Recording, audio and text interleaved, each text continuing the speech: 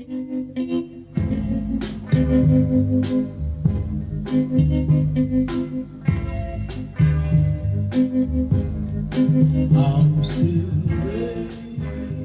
this is Look at the Split. Thanks for tuning in to the second video of the series. Today we're going to take a look at how I got the plants to grow from seed, a brief look at the fish, and also the chemical balance of the water. If you like this video, please like it. If you'd like to see more, please subscribe and I'll make more. Thanks. Alright, so I just got a package in from seedsnow.com. These seeds are cool because they're all organic and they're non-GMO, which is non-genetically modified. Super inexpensive. I think they were $1 a pack. I think I got 2 of everything, but I gave my cousin some. So, you know, celery, cucumber, arugula, onion, broccoli. Sorry, the light's on here very good. Rutabaga, squash, tomatoes, carrots, spinach, green beans, cilantro, beets, and peas. And then it was kind of cool. They sent me this little pack of free cherry tomatoes. Now I got the same ones, but this one actually had this little starter deal in it. And it looks like a little cookie wafer. Anyway, instructions on the back where you get it wet, you put your seeds in it, and it's a little starter. So I was at Home Depot today, and guess what? They have a giant pack of them, 72, and I think it was like $6. So now I've got an aquaponics system. I don't know how these little tiny little seeds are going to fare in there. Like these are celery seeds. I mean, they're just tiny. So I might start them in this. I might start all of them in it. What's kind of cool is that it's like its own little greenhouse. So it's got this little top layer and it goes over the top. So you get them with water, put your seeds in it. This could be a good way to get your seeds started relatively, you know, safe and without a lot of water consumption. Okay, so we're back. And what I did was I took that big sheet of 72 and I cut a third of it off. So this is what they look like. And then what I did was I added the water just like they said. And they kind of look like brownies, and they like plump up and they get all big like little sacks. So I think that these are ready to go. The little tray's cool. Kind of just add warm water to it, soaks everything up. So now I'm going to start putting my seeds in it, and I'll probably take a picture so I know what's what and where it went. And that's it. Let these things puff up, and just put a couple of seeds in each one of them. You can see just the end of one of the little beans right there, and yeah, 2 to 3. Add a little water to it. I'm going to put this plastic top over it, and so you got like a little atrium, I guess. It says keep it out of direct sunlight until they start sprouting, and then, you know, we'll transplant. Okay, so it's been about 3 weeks since I started my garden. And, you know, for the first week or so, I was just trying to get it all to cycle. All the fish are down here. I don't know if you can see any of the guys in here. There's a couple of them down there on the left. This is garlic. I just literally plucked off some cloves and dug them into the media, and they just started taking off. They're definitely the fast growers. I started some of the seeds out in these little pods, and then after they sprouted, I just kind of buried them about halfway in. And as you can see, they're starting to take off a little bit. Some of these guys, again, slow to take, but every day there's a new leaf on them. And those are kind of sporadically through here. And honestly, I don't even know what they are anymore. It could be some kind of cilantro. I don't know. I think these are peas over here. These are definitely starting to take off. And this is a bean. You can still see the bean, what it came from right there. I think these are all cucumber over here. Or squash, definitely cucumber on these guys. And so now I'm up to about 20, I was at 25 fish, but now I'm at about 20. A couple of them died, and I realized that after testing all the water, I probably just wasn't feeding them enough.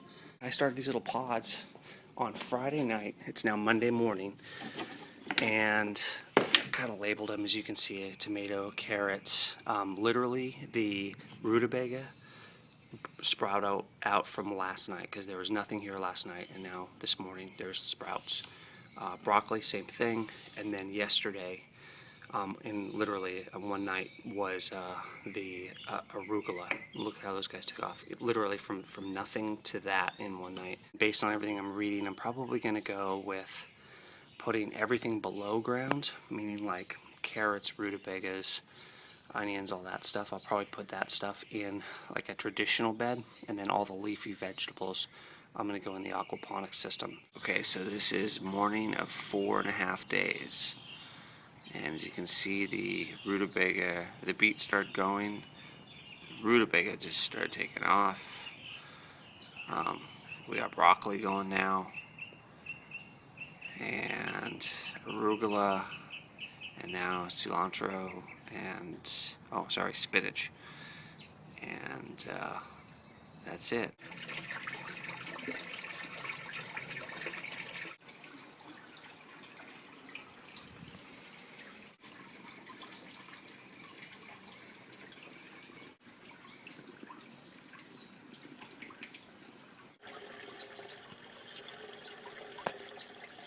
See, carrots are starting to sprout now. There, and rutabaga, red onions starting to go. I've got something growing in between. I must have dropped a seed that looks like either a cucumber or a zucchini in there. Celery hasn't happened yet. Cilantro is just starting to happen right there. Spinach is taking off now. So again, I'm going to start moving some of these guys. And these guys have all been in the shade. I probably should have moved them into the sun a little earlier. So it goes pretty quickly, and hopefully it's going to continue that way. Alright, I figured it was a good time for me to do another test on the water. And anyway, here we go. I don't know if you can see this, but blue is the pH, yellow the ammonia, and I think those are both good. Ammonia's pretty much at 0, blue's at about 7.6 or whatever. But where I see some problems, and I think that the nitrates are good. They're probably between 30 and 40 parts per million, but as you can see, the nitrite is pretty dark, and it's pretty close to that 5 parts per million, and I think that's too high. I'm going to look online to see what I can find out about lowering that. We kind of reduced the feeding process of our fish to twice a day, 2 pinches. I've got about 18 fish in there now. We kind of keep losing them. Some people say it's just because they're feeder fish. They're just, kind of throwaway fish. I don't really want to spend more money on better fish if same things are going to happen, but the better fish actually might last longer. That's it. I'll update later. Okay, a little update on the aquaponics setup. It's May 29th. pH, which is down, looks blue, looks like that's 7.6. From what I understand, that's really good. Ammonia, nice and yellow. So, I'm gonna say that that's pretty much almost 0 if it's not 0. And that's also really good. Nitrite is a big change. It was in this purple area. It was around between 2 and 5 parts per million. It's probably more like 3. And now we're back to getting it down to that 0 parts per million. So again, I think this is good. At least that's what I've been told. Apparently, what happens is it spikes and then it comes back down again. And it took just about a week for that to happen, which is what some people told me.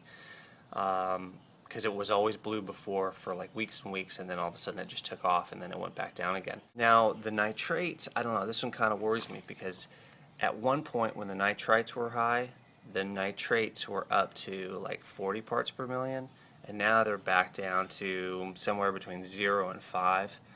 It's a little yellow. I don't know if this is picking up. I mean, it's a little orangey, but it's pretty much yellow again. So now I'm not sure if my plants are getting all the nutrients they need. We'll just see how it goes. I added a few more fish. I'm feeding them just a little bit more every day, and we'll just see. Let's go take a look at the fish.